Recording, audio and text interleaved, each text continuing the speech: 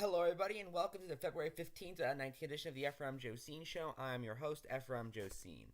And you're probably expecting me to apologize for green background and say it'll be better on Monday, but at this point, it probably won't be. In fact, on Monday, I'll probably have to shoot the show outside, but that's another story.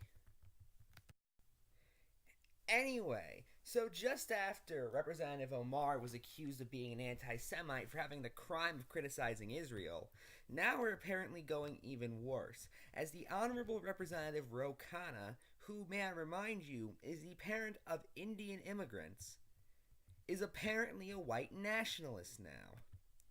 What did he do to become such a horrible racist? He retweeted a segment from Tucker Carlson's show. Or, correction, he um, retweeted a column that Carlson wrote on for the American Conservative. Now, what exactly was this horrible racist column? Why are these professional war peddlers still around? Pundits like Max Booth and Bill Kristol got everything after 9/11 wrong, but they are still considered experts. That's completely fair. Max Boot and Bill Kristol are both idiots.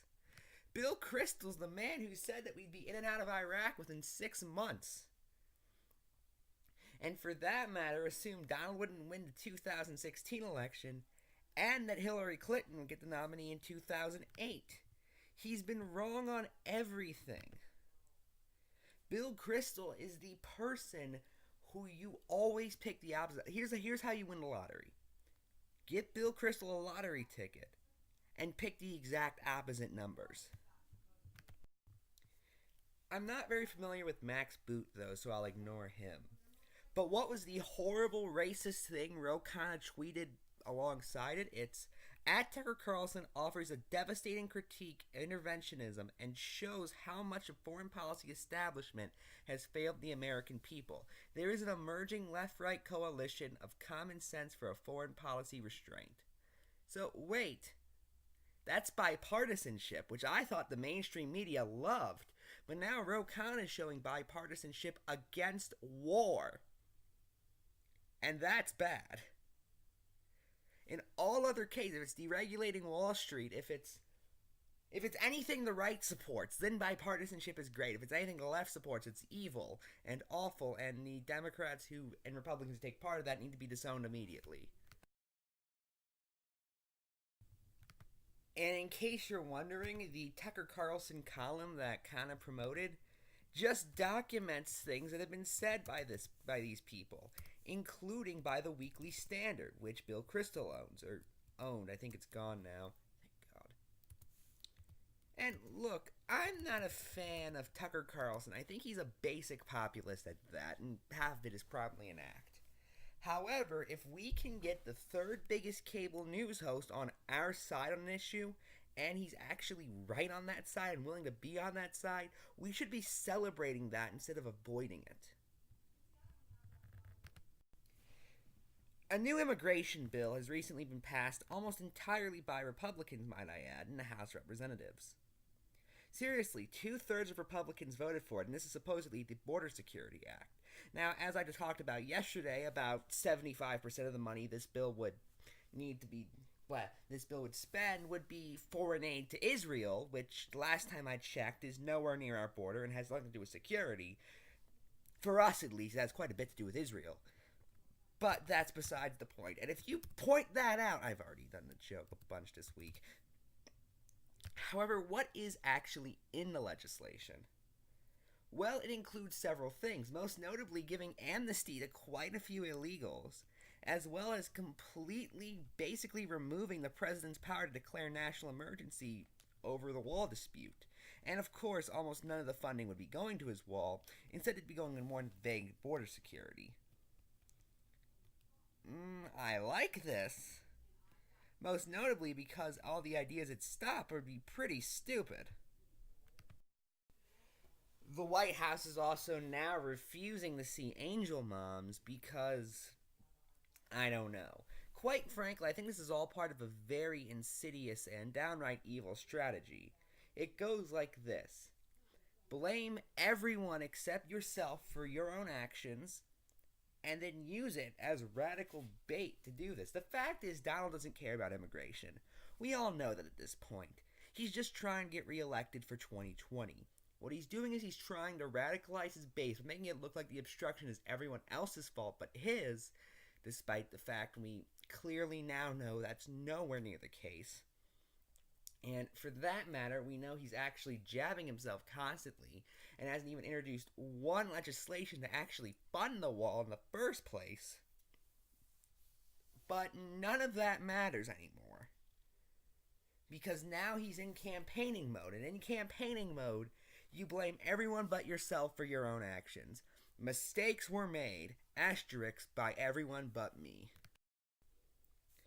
But the thing is that makes me think this may not actually work is that even everyone on the right hates this legislation, including Ann Coulter, which almost makes me support it. Almost. So we know this is ridiculous. We know this is just to fill time so we can declare a national emergency, which we know he's going to do. And no one on the right, for that matter, who cares about separation of powers is talking about how the idea of national emergencies are completely unconstitutional. They were not supported by any of our founding fathers. They were, honest to God, not even created until Gerald Ford's administration. That's how recent they are. But, you know, all of that's okay because it's our guy doing it. That's how it works on the right. If your guy does it, it's fine. And mind you, watch this show. I don't have that mentality. I kind of want to have that mentality because that'd be a lot better of a world on my end.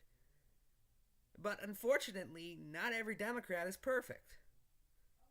You know, look through my archives. I've been meaner to, like, Kamala Harris, for instance, than virtually anybody else on the left, and even some on the right.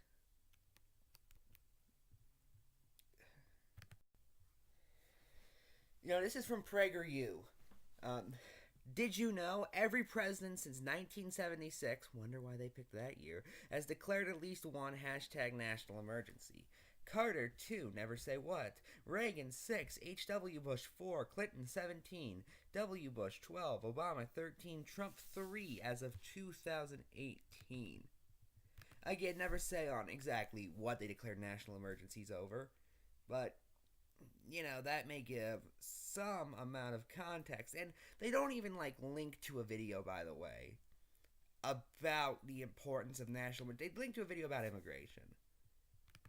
Meanwhile, they have tons of videos about checking government power, but the president should just magically, through a speech, be able to declare, well, I'm going to overwrite Congress. No, you can't do that. You should not be allowed to do that.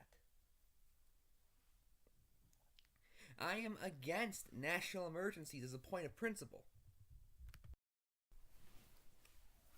In fact, he has now declared a national emergency, although it's unclear. I haven't seen any sources saying that this will lead to the wall being built. But, okay.